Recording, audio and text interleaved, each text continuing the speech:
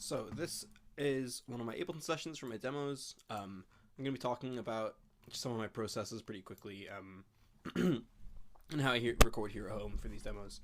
I usually start with drums, or in terms of recording, I start with drums.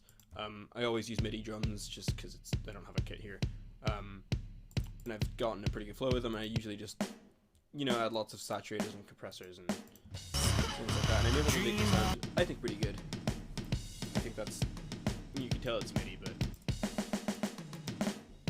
that's pretty good. Then bass, I have a signal splitter, so I can DI and record through an amp, which is great, because it gives me lots of options for recording and mixing and stuff. So yeah, I've got that running through what have we got here? Just standard EQ compress, and then this one's a bit more chunky with the saturator on it, more compressed. Together, yeah, that's great.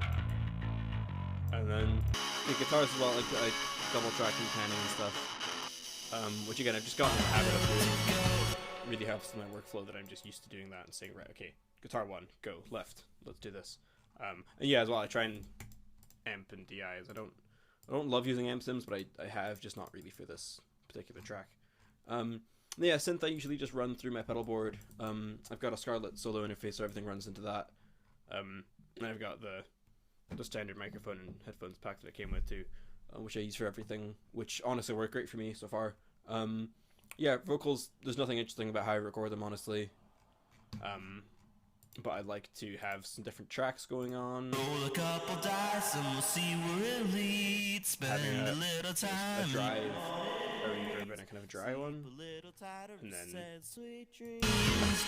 usually have those like armed together so I can record them all at the same time. I find that's really useful. So after this, I'm going to dive into some specific tracks and talk about them individually and their parts and stuff like that. But yeah, I think this was just a brief overview of sort of how I record.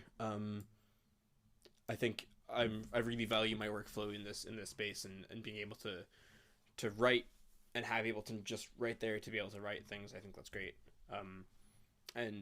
Yeah, I love using Ableton. That's great. I like using these sends for different things. I've got a kick EQ on one to sort of add extra subs and stuff like that, and like a saturator and stuff on this one too, that I think really just helps kind of liven things up a lot more.